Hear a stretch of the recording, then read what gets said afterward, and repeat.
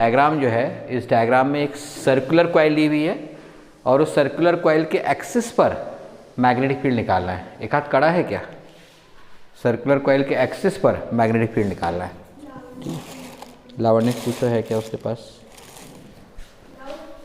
तो यहाँ पर अपन ने सर्कुलर कॉइल जो है उसमें उसका सेंटर O लिया हुआ है और इसकी रेडियस स्मॉल r है। पॉइंट P जो यहाँ पर शो किया हुआ है, ये पॉइंट P है, ये x नॉर्मल डिस्टेंस पर है अलोंग इट्स एक्सिस। ठीक है, जैसे ये मेरे पास एक कड़ा है, ठीक, यहाँ पर इस तरह से रखा हुआ है, ये इस तरह से, और उसके एक्सिस पर, ये उसका एक्सिस हो जाएगा, उसके एक्सिस पर पॉइंट P लिया हुआ है। ठीक है, ये इस तरह से, ठीक है, उसके एक्सिस पर ये पॉइंट P लिया हुआ है। तो ये पॉइंट P पर आपको मैग्नेटिक फील्ड इंटेंसिटी निकालना है। ठीक है, उसके लिए क्या करेंगे आप, कैपिटल A और कैपिटल B के आजू बाजू दो छोटे छोटे डायमेट्रिकली अपोजिट पॉइंट A और B के अराउंड दो स्मॉल करंट एलिमेंट लेंगे। डायमेट्रिकली अपोजिट पॉइंट्स A और इसका ठीक सामने डायमेट्रिकली अपोजिट पॉइंट B है। इसके अराउंड छोटे छोटे दो सेक्शन लेंगे, each one has length of DL। ठीक है, उस छोटे से लेंथ DL के करंट एलिमेंट के कारण पॉइंट P पर इलेक्ट्रिक फील्ड निकालेंगे। आपको पता है इसके लिए फ्लेमिंग, इसके लिए अपन राइट हैंड रूल यूज़ करेंगे। राइट हैंड रूल के हिसाब से ऊपर वाले में जो करंट की डायरेक्शन है, ठीक, इधर की ओर है, ये करंट की डायरेक्शन इधर है और इधर करंट की डायरेक्शन इधर है, इस तरीके से। ठीक है, जब करंट इधर आएगा तो इधर इसको अंगूठे को इधर रखेंगे और पॉइंट P नीचे की तरफ है। मैं यहाँ अपने आप को एज्यूम करूँ तो उसके रिस्पेक्ट में पॉइंट P नीचे है, तो उस पॉइंट P पर मैग्नेटिक फील्ड की डायरेक्शन जो होगी, ये जो पेन है इसकी डायरेक्शन में ऊपर, यानी dB1 होगी। सिमिलरली यदि नीचे लेते हैं अपन, तो नीचे आप देख रहे हैं कि करंट की डायरेक्शन इस तरीके से, ऊपर ऐसी गई है तो नीचे इधर जाएगी, तो ये अंगूठे की डायरेक्शन रखा अपन ने करंट को, और पॉइंट ऊपर होगा अभी, ये point P will be upward, तो उसके परपेंडिकुलर डाउनवर्ड, मतलब ये dB2 की वैल्यू होगी। थोड़ा इमेजिनेशन को क्लियर रखें। तो electric field due to this upper section around A is dB1 and magnetic field due to a lower section around point B is dB2.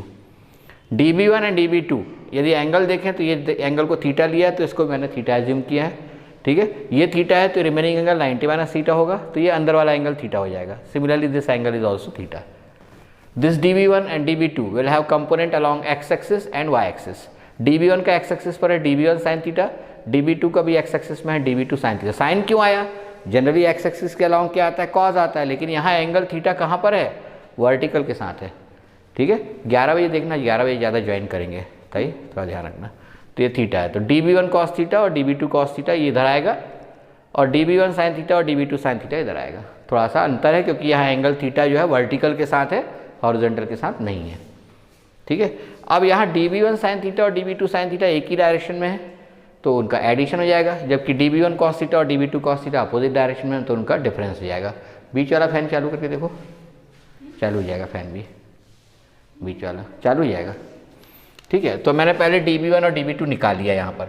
अच्छा ध्यान रखें, पाइथागोरस से y² is equal to r² plus x² होगा, y² is equal to r² plus x² होगा।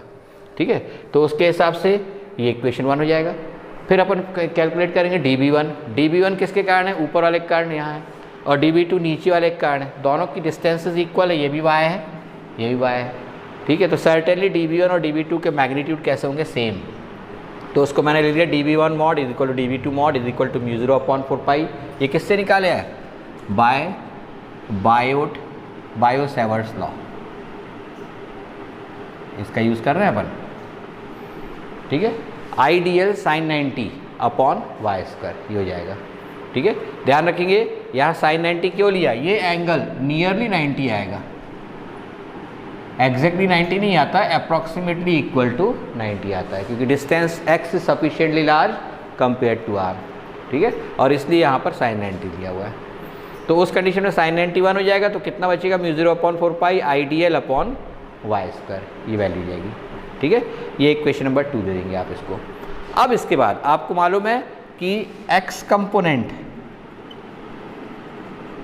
dBx will be equal to dB1 sine theta plus dB2 sine theta which will be equal to 2 dB1 mod sine theta. ऐसा इसलिए क्योंकि dB1 equals to है किसके, dB2 के, तो ये dBx हो गया। ठीक है। साइन थीटा की वैल्यू कितनी आएगी, sine theta will be equal to R upon Y, replace कर देंगे 2, dv1 की वैल्यू रिप्लेस करेंगे mu 0 upon 4 pi I upon Y square D L, और साइन थीटा की वैल्यू रिप्लेस करेंगे कितनी, आर अपॉन वाई। ठीक, इतना हो जाएगा। अब इसके बाद निकालेंगे, इसको और सिंप्लीफाई कर सकते हैं, इसको लिख सकते हैं 2 times of mu 0 upon 4 pi I R upon Y cube D L. ये हो गया D B X, equation number 3। उसके बाद डी बी वाई निकालेंगे अलॉन्ग वाई डायरेक्शन। तो अलॉन्ग वाई डायरेक्शन क्या होने वाला है, D B Y equals to D B 1 cos theta minus D B 2 cos theta. Opposite है दोनों एक दूसरे के, एक ऊपर है दूसरा नीचे है, तो इनका सम 0 हो जाएगा। तो डी बी वाई की वैल्यू कितनी मिल गई, 0, इक्वेशन नंबर 4। तो net value of D B कितनी होगी, under root of D B X square plus D B Y square, जो डी बी एक्स के बराबर हो जाएगी। और डी बी एक्स कितना है, twice of mu 0 upon 4 pi I R upon Y cube D L. ठीक है, ये डी बी मॉड है। अब इसको अपने को इंटीग्रेट करना है for the whole length. Whole length के लिए नहीं करेंगे, हाफ ऑफ द लेंथ के लिए करेंगे। क्यों हाफ ऑफ द लेंथ के लिए करेंगे, क्योंकि आपने 2 डायमेट्रिकली अपोजिट सेक्शंस लिए हैं। ठीक है, तो आप यदि इधर के सेक्शन में आगे बढ़ते जाओगे इधर इधर, तो उसके अपोजिट वाला भी उसके साथ शामिल होते जाएगा। इधर लेते जाओगे आगे तो इधर पे भी छोटे छोटे सेक्शन आते जाएंगे उसके अपोजिट। ठीक है, and that's why half of the length के लिए इसको इंटीग्रेट करोगे। ठीक है, to find net MFI magnetic field intensity we integrate 5। ठीक है, in between for half of the length, for half of the length. So B mod will be equal to integration of dB mod, that is integration of 0 to n into pi r। ध्यान रखना पूरी length 2 pi are होती है, n turns की n into 2 pi are होती है, लेकिन आपको हाफ ऑफ द लेंथ करना है इसलिए 2 का डिवीजन कर देंगे। 2 times of mu 0 upon 4 pi I R upon Y cube D L. ये पूरा कांस्टेंट है, बाहर निकल जाएगा। तो नेक्स्ट स्टेप हो जाएगी 2 mu 0 upon 4 pi I R upon Y cube, अंदर 1 का हो जाएगा L 0 to n pi R. Value replace कर देंगे mu 0 upon 4 pi 2 I R upon Y cube n pi R minus 0, इस तरीके से आएगा। इसको मैं अच्छे से लिख दूँ यहाँ पर, B की मॉडल ली जाएगी mu 0 upon 4 pi 2 pi N I R square upon Y cube. Y cube मतलब क्या है, R square plus X square to the power 3/2। ये अपन पहले निकाल चुके थे। ठीक है, यहाँ से रिप्लेस कर देंगे वाई की वैल्यू, तो ये इक्वेशन नंबर आ जाएगा 6। इतना करना है इसका आर्टिकल। ठीक है, तो थोड़ा ध्यान से देख ले कैसे कैसे हुआ है, एक बार मैं फिर इसको रिवाइज करा दूंगा। एट ओ पे निकालना होगा यदि यहाँ पर इस पॉइंट पर, तो उसके लिए मैंने क्या बताया है कि x की वैल्यू को 0 कर दोगे, P पॉइंट पास पास पास पास लाते जाओगे, मतलब x कितना कर दोगे, 0। ठीक है, तो x के लिए जब 0 पुट कर दोगे इसमें, तो R square to the power 3/2 बचेगा। 2 से 2 कैंसिल हो जाएगा तो आर क्यूब बचेगा, आर स्क्वायर से आर क्यूब कैंसिल हो जाएगा तो आर बचेगा। तो formula mu 0 upon 4 pi 2 pi N I upon R आ जाएगा, वही जो पहले कल अपन ने निकाले थे किसी सर्कुलर कॉइल के सेंटर पर। ठीक है, तो वही वापस आ जाएगा। आ गया इतना, तो ये हो जाएगा सर्कुलर कॉइल के एक्सिस पर मैग्नेटिक फील्ड इंटेंसिटी। अब इसके बाद हम देखने जा रहे हैं सोलेनाइड। सोलेनाइड के पहले मैं एम्पियर्स सर्कुलर लॉ समझा रहा हूँ आपको, क्योंकि एम्पियर सर्कुलर लॉ से ही अपन एक सोलेनाइड के लिए मैग्नेटिक फील्ड निकालेंगे। ठीक है, तो पहले ampere circular law, very important. सभी लोग आ गए हैं क्या अटेंड में? Amperes circular law very important for CBSE students. MP board वालों के लिए भी इंपॉर्टेंट है, लेकिन CBSE बोर्ड में जनरली इसका एक क्वेश्चन जरूर आता है एम्पियर सर्कुलर लॉ का। है क्या, उसको समझ लें।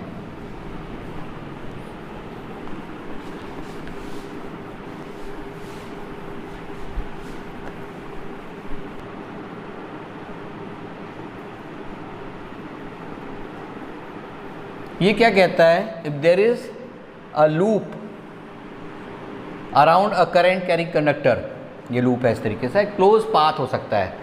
ठीक है, around a current carrying conductor which carries current I through it.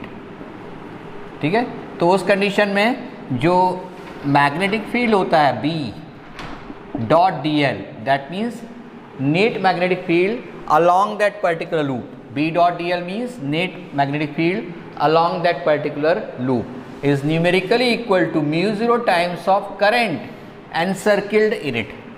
Repeat, net value of B for the closed loop is numerically equal to mu 0 times the current encircled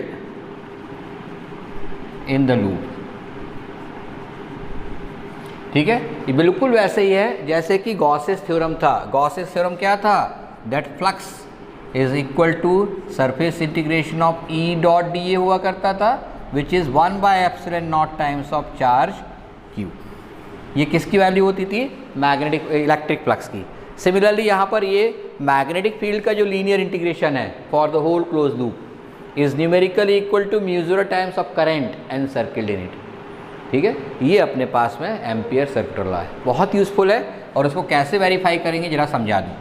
थोड़ा 3D में समझना है इसको. ठीक है, ये लूप लिया हुआ है अपन ने, उस लूप में एक छोटा सा सेक्शन लेते हैं, ठीक, ए बी. तो उस सेक्शन पे जो डायरेक्शन ऑफ मैग्नेटिक फील्ड होगी वो किधर होगी? अंदर की तरफ. उस दिन समझे थे अपन ने कि यदि करंट आई फ्लो हो रहा है तो उससे आर नॉर्मल डिस्टेंस पर, ये डिस्टेंस कितनी ले लिया अपन ने? आर. ये छोटा सा लूप ए बी है. ध्यान रखना लूप ऐसा है 3D में, तो इधर अंदर की तरफ है वो. ठीक है, दिखने में ऐसा लग रहा है कि सामने की तरफ आ रहा है. तो यहाँ पर मैग्नेटिक फील्ड की डायरेक्शन कहाँ होगी? अंदर की तरफ. अंदर की तरफ मतलब कैसी कहलाएगी वो? क्रॉस. ठीक है, और उस कंडीशन में यहाँ पर मैग्नेटिक फील्ड कितना होगा इस पॉइंट ए पर? B at A is equal to mu 0/4π 2I/r. निकाला था अपन ने. ये तो अपने को वेरीफाई करना है, उसके लिए यहाँ से स्टार्ट करेंगे. ये किससे निकाला था? By Biot Savart's law. We found that due to a long infinitely long conductor magnetic field intensity at normal distance r is given by mu 0/4π 2I/r. ठीक है, ये वैल्यू होगी. इसकी वैल्यू यहाँ रिप्लेस कर देंगे अपन. सिर्फ कौन सी साइड लेके चल रहे हैं? LHS में रिप्लेस कर देंगे. तो integration of b means mu 0/4π 2I/r into dl. ये पूरी कांस्टेंट वैल्यू है, एज इट इज़ बाहर आ जाएगी. Mu 0/4π 2I/r integration of dl. ये इसका मतलब क्या होता है? Integration of dl means total length of that close loop. यहाँ पर total length of close loop कितनी होगी? 2πr. ठीक है, तो क्या हो जाएगा? But integration of dl equals to 2πr. ऐसे छोटे छोटे सेक्शन लेके करते जाएंगे तो नेट लेंथ आ जाएगी. इसको रिप्लेस कर देंगे तो म्यू 0/4π 2I/r इंटू 2πr. ये r से r कैंसिल, ये 2π और 2 से 4 टाइम्स कैंसिल, तो कितना आ जाएगा? Mu 0 times of current I. तो आपको वही मिल गया. Linear integration of b with respect to length dl equals to mu 0 times of current encircled in that particular loop. ठीक है, तो ये एम्पियर सर्कुलर लॉ है, बहुत इंपॉर्टेंट है. ठीक, इसको कैसे वेरीफाई किया फिर से एक बार रिपीट कर दूँ. We assumed a long conductor, infinite long conductor carrying current I through it. Now we took a point A at normal distance r from it. Magnetic field intensity at that point will be mu 0/4π 2I/r. Now we assume a closed loop passing through that particular point A. It is a circular loop of radius r. In this loop we took a very small section AB. At that small section AB, direction of dl, थोड़ा ध्यान देंगे, direction of dl भी कहाँ होगी? अंदर की तरफ. ठीक है, इस तरीके से होगी डायरेक्शन ऑफ dl. मैं बताऊं पूरा सर्कुलर रूप ऐसा है, तो direction of dl and direction of b will be same. तो b डॉट dl होता है यहाँ पर, तो b mod dl mod into cos 0 हो जाएगा वो, क्योंकि डायरेक्शन ऑफ b और dl कैसी है? सेम है इनवर्डली. तो ba मॉड की वैल्यू कितनी होगी? Mu 0/4π 2I/r. ये वैल्यू रिप्लेस कर देंगे, replace in left hand side LHS. तो LHS में हो जाएगा linear integration of mu 0/4π 2I/r mod into dl mod into cos 0. Cos 0 की वैल्यू कितनी जाएगी? 1. म्यू 0/4π 2I/r कांस्टेंट है, एज इट इज़ बाहर निकाल लेंगे. तो बचा कितना? Linear integration of dl mod. Linear integration of dl mod means length of the close loop, net length of the close loop. ठीक है, dl plus dl plus dl पूरी लेंथ के लिए निकाल लेंगे. And its value will be equal to 2πr. Circumference of the coil. So mu 0/4 pi into 2i upon R, ये था ही, और इसके लिए 2πr रिप्लेस कर देंगे। 2 इंटू 2 4 से 4 गया, पाई से पाई भी कैंसिल हो गया, आर से आर भी कैंसिल हो गया, तो कितना बचा mu 0 times of current I which is RHS। ठीक है, इम्प्लाइज एम्पियर सर्किट लॉ क्या कहता है, net value of B for close loop along the whole length of loop, ऐसा भी लिखते हैं, is numerically equal to mu 0 times the current encircled in the loop. ठीक है, अब ठीक है, any problem, killing it, then net value of magnetic field intensity for the whole length of loop is numerically equal to mu 0 times the current encircled in the loop।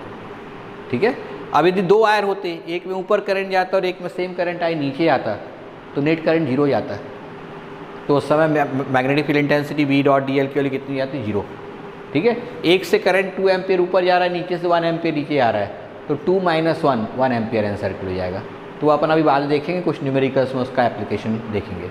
अभी हम इसका use करके long wire current जो हमने magnetic field intensity निकाली थी Biot Savart's law से, that is mu 0/4 pi 2i upon R, इसको वेरीफाई करेंगे यूजिंग एम्पियर सर्किट लॉ।